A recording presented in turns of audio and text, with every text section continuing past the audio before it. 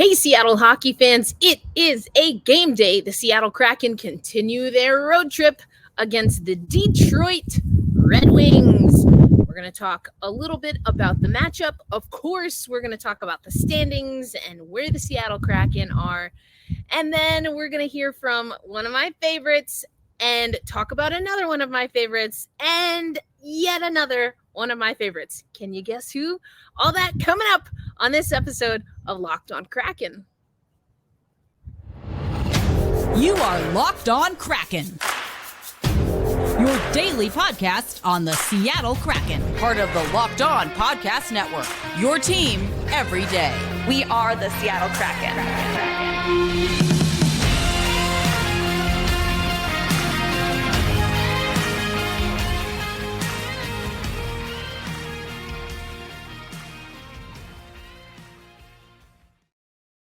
What's cracking, Seattle hockey fans? Welcome to another episode of Locked On Kraken. We are your only daily podcast covering your favorite hockey team or your favorite men's hockey team, the Seattle Kraken. As always, I am your host, Erica L. Ayala. I have been your host from the very beginning. If you have joined us since then, thank you so much for tuning in. We appreciate you. I appreciate you. And if we are meeting or if you are hearing me for the first time, welcome to Locked On Kraken. I am a multimedia and multi-sport journalist that was able to cover Matty Beniers at the Men's Frozen Four, at the Winter Olympics in 2022 Beijing. I have been to the expansion draft. I was at the inaugural training camp and preseason, and I've caught up with the Seattle Kraken on the road multiple times. Just a little taste of what you will get on this show and the expertise that I bring to this show as far as hockey is concerned. I am a broadcaster myself. That's probably where I get my energy from, trying to learn from one of the best to ever do it, Everett Fitzhugh. I told you about not one, not two, but three of my favorites that we're going to hear from on today's show, and Everett is definitely one of them. He's been on the show a handful of times. We're so grateful for his support. I'm so grateful of his support. I was able to shadow him in New Jersey. Anyway, we'll get to Everett and the connection, of course, to Detroit coming up. But the Seattle Kraken are on a winning streak. I guess you can't call it a winning streak because it's only one game. We definitely snapped the skid, and that's what we wanted. We know it's the trade deadline. Everyone around the NHL is talking trade deadline. I feel like I've given you an indication probably a month or so ago that I'm not thinking that we'll see much. Of course, anything can happen. And if the price is right, if the time is right, I think Ronnie Francis is ready to go for it. But he's essentially alluded to that, again, this is a air quotes renter's market. And the Seattle Kraken are not looking for anything short term. Let's put it that way. So the trade deadline is happening, and I will definitely give you some information on how you can patch into what's happening there.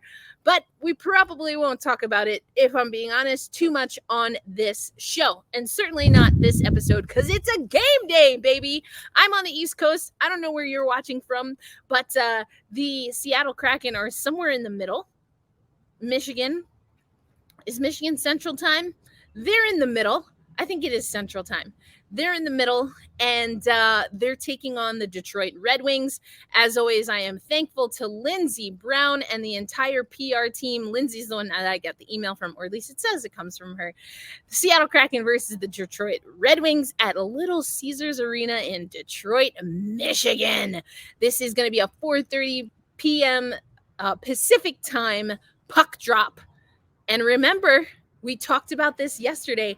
Today's Kraken Day. 3-2, March 2nd, the second ever Seattle Kraken Day. And I talked about it on yesterday's episode. But if you're not in Detroit or in Florida like I am, but if you're in Seattle, really, or Seattle adjacent, you can head over to the Kraken Community Iceplex for special drink or for drink specials, for appetizer specials. And you should probably stick around because there is a watch party. That's right. Happy Kraken Day, folks. All right, let's get to our Overall record, you can see right there, or I will talk you through it if you're listening on audio. Thanks as always. Either way you listen. 28, 24, and 8. 64 points overall. So, we should be able to handle this team. We played them in Seattle not too long ago. We are at 72 points. We talked about that yesterday. 33, 21, and 6. We are 500, baby. We are definitely 500 home and away. I love that. Talked about that in the off season. And in our last 10 games, though, we're not so hot. Getting to that 500 mark, would love us to get a win outright today to help along with that. You can see that the Red Wings have had a little bit more success, and Allison Lucan is going to talk a little bit about that in her 3-game essentials. We'll get to that.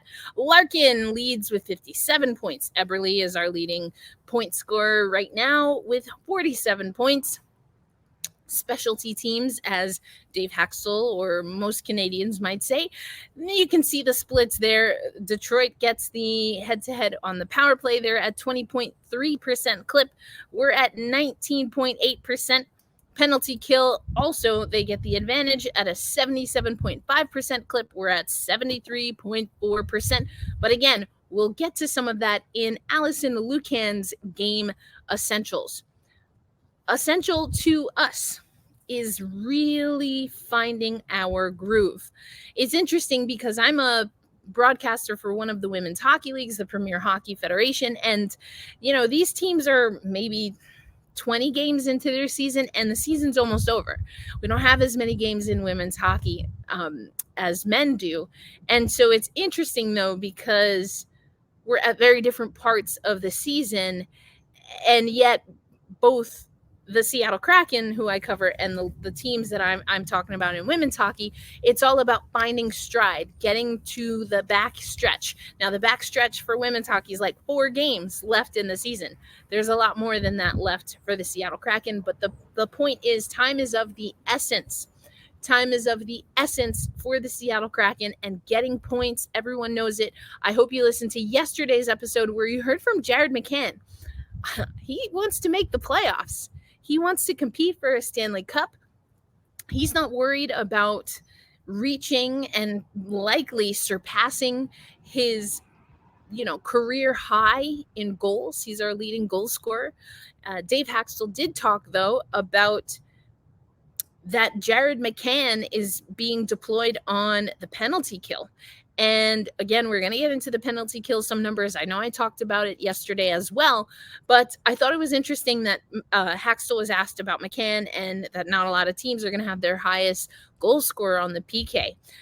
Dave Haxtell, of course, said that McCann has been proficient and has played on the PK throughout his career, and that he does a lot of the things. He also talked about, he would not talk in detail, so we'll have to do some scouting and some film watch, but that they changed some things on the PK, and that has led to some of that success. If you listened or watched yesterday's episode, then you already know the stat, but again, we'll get into that in the 3-game essentials. And so other things that we know from this game, I talked about, maybe it wasn't yesterday, but the day before, which was Tuesday. On Tuesday, we talked about a lot of Seattle Kraken players, and you heard from Morgan Geeky talk about a lot of players are either at or already past their career highs in a lot of games. Speaking of, one of those is Vince Dunn.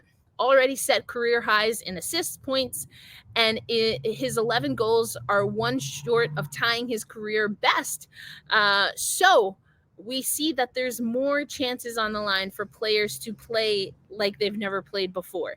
And I talked about that earlier this week. It's because this is, as Brett from Locked On Edmonton Oilers calls it, FC Opportunity. And I remixed it. We are HC, Hockey Club Opportunity.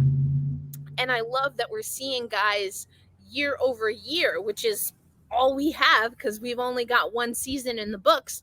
But the fact that we have multiple players that year over year for our club are doing better, performing better on some of these stats, especially scoring stats, I like that. Adam Larson is another player that we have in our notes. Earned an assist in Seattle's last game, which gives him 25 points on the season. That's tied for the most of his career.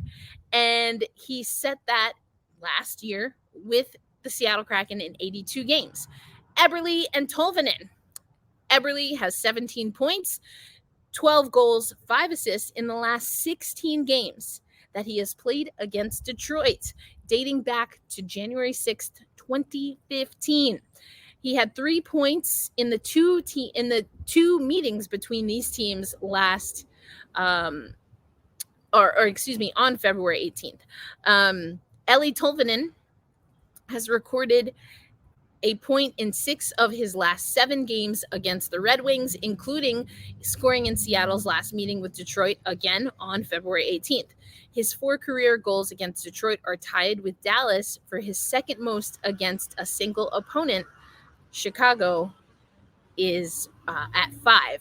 So he's good at scoring against, I guess, those teams in the middle. So looking obviously for what McCann can do. Larson, Eberle, and Tolvanen, just some players to watch tonight. But you know what? Let's get into those 3 game essentials, because I talked about it so much. I've been teasing it up. The amazing Allison Lucan, who has been such an amazing support to me. She passed along a pin, one of the 2 pins that I shared with her, Black Rosie pins, and got JT Brown to wear it on the broadcast, which was amazing. Really loved that. And happy Women's History, Empowerment, Equality Month. I feel like we kind of use that interchangeably, which is fine by me. But anyway, let's get to these 3 game essentials, shall we? All right. Here's what Allison Lucan has to say. Let me make this big for you. If you're watching on the YouTube, that's how you can watch the game. There are some interesting little nuggets, as per usual, that Allison Lucan offered us here. Dangerous areas. That's what she wants us to keep an eye on when it comes to Detroit. She said, now don't pay too much attention to them dropping their last 3 games, although, of course, I am focused on that. But these are the things that we have to watch for and not make this a trap game for Seattle. It's that they're good in dangerous areas. They're really good at creating off of the forecheck, but they are vulnerable to attacks on the cycle, and they give up high shot volume to their opponents. So I think that's going to be interesting for the Seattle Kraken. It's also interesting to note that the Detroit Red Wings, as we get into some of the other things, there we go, specialty teams, baby. The penalty kill for the Seattle Kraken, and you can read this on the Seattle Kraken website, 15 for 15 in the last 7 games. Perfect. Again, we talked about that. If you listened to yesterday's episode, you likely heard me talk about Piper Shaw, asking that post-game. And it's a stat now that we're seeing. So the PK looking good. Again, Dave Haxtell this morning talked about Jared McCann on the PK. But Detroit draws the second most penalties in the league, second most penalties per game in the league. And so the Seattle Kraken really have to play a disciplined game. And some other things to note.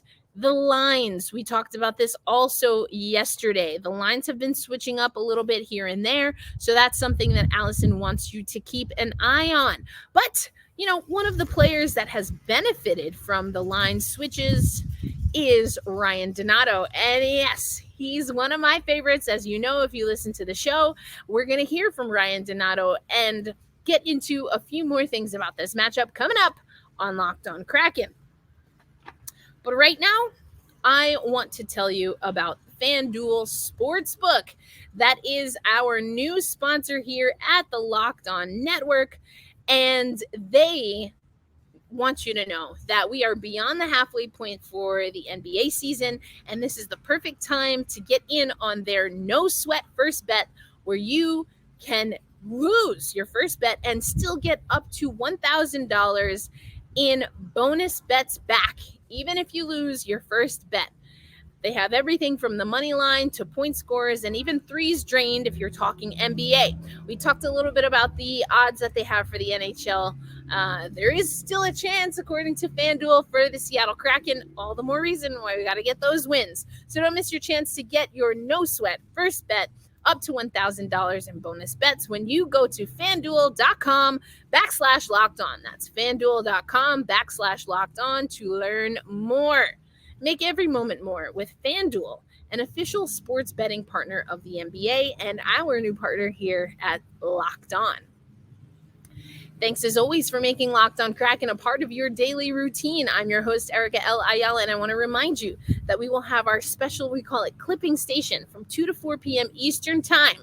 You can hear from experts on the trade deadline. Now, again, don't think the Seattle Kraken are really players at the trade deadline, but we'll get into that a little bit more. I apologize if you can hear some noise. I wanted to grab some sun outside, and I believe there's a nice fellow mowing a lawn at roughly 4:17 in the blistering sun in Florida. So good luck to you, sir. Anyway, let's hear from Ryan Donato ahead of tonight's game against. So something that we just wanted to talk about a little bit as a player who was on this team last year, just what does it mean to you guys to be able to be in this position, making a run for the playoffs right now? Like, what's the energy in here? Yeah, no, I think the vibes are definitely good, right?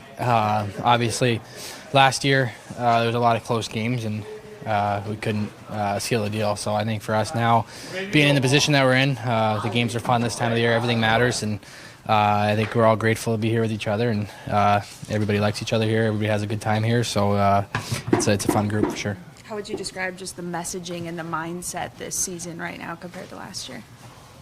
Well, I think we're obviously competing for a spot. Like last year, I think a lot of guys were battling with injuries and that kind of stuff. I think we're doing pretty good health-wise, and guys are trying to do the best they can to give ourselves the best shot of being a home playoff team and just doing the right things, right? I think it's tough.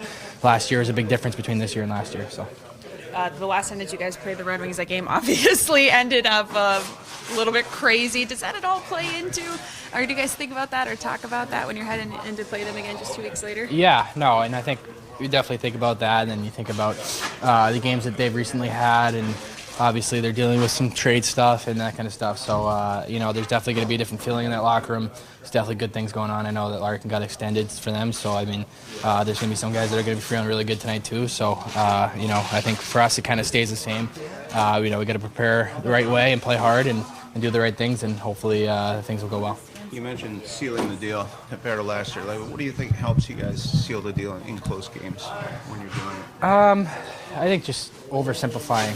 I think sometimes when we have a lead, we found the tendency to kind of stay off a little bit. And I think for us, if we can keep our foot on the gas and kind of play on our toes and not on our heels, it'll work for our fortune.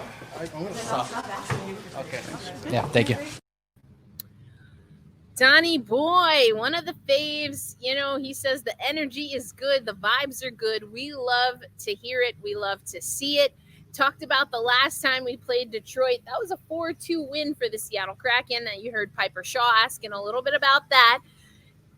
Nothing comes easy for our crew, but we stick in there nevertheless through and through. Some things to keep in mind. Face-offs, we talked about a time or two. We're about even. The Detroit Red Wings, they are 22nd, in the league at a 48.8% clip at the circle on the dot. We are 31st, not great, 45.6 from the face-off dot.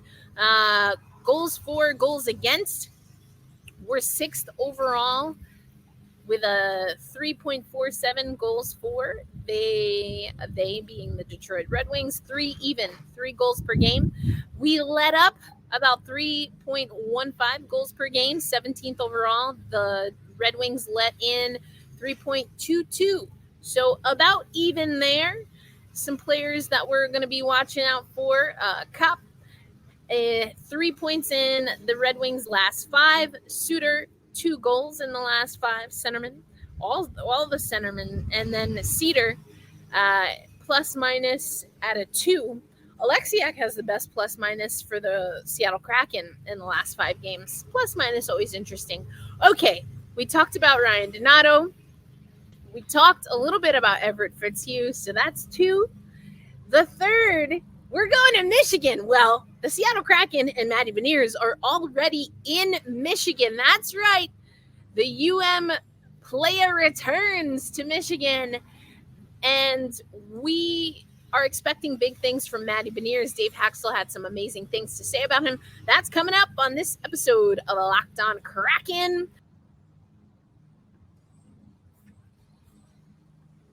Today's episode of Locked On Kraken is brought to you by Indeed, one of our sponsors here. And Indeed is the only job site where you are guaranteed to find quality applications that meet your must-have requirements, or else you don't pay. Indeed partners with you on every single step of the hiring process to finding great talent through time-saving tools like the Indeed Instamatch assessment and virtual interviews. I've used Indeed to look for jobs, and I loved it. It was catered to what I was looking for, and I was able to toggle things that were important to me. So it's the same for you if you're looking to hire. So if you are ready to find the right fit and start hiring right now, you can head over to Indeed.com/locked-on, and you will get a $75 sponsored job credit to upgrade your job post at Indeed.com/locked-on.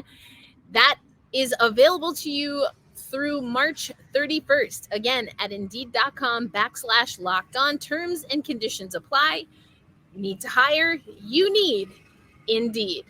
All right, folks, we've still got the lawns being mowed here in Florida. I think the spiders are at least away from me for the time. I've got the pool behind me, the palm trees. I'm having a good time, getting a little bit of a tan, certainly getting my vitamin D. So I'm feeling good, baby, about tonight. And again, Matty Beniers returns to Michigan. Dave Haxtell was asked about it this morning. Here's what he had to say about that. As we obviously know around here, what have you seen from his game, and is it what you expected? Has he surpassed expectations? When you look at what he's done this year for you? When he joined us the last 10 games of the year last year, I didn't know what to expect. It's one thing to be able to watch a player play at different levels, to try to understand him a little bit as a person. But we really learned quickly, his ability and his presence made him ready-made for the NHL last year when he stepped in. So, our expectations of him this year were pretty significant, and he's met all of those from day one and exceeded those in many ways. Again, just with his skill, with his ability, but mostly with his presence and his ability to handle different situations. So he's an impressive young man in that way. He's an outstanding young player, and he's going to continue getting better in this league. Is there an expected learning curve there that you have to work through when you go from 4 years of playing Friday, Saturday, and you get 3 days to adjust between games and things to the NHL schedule, obviously? Different for league. Everybody is in a little bit different place coming in.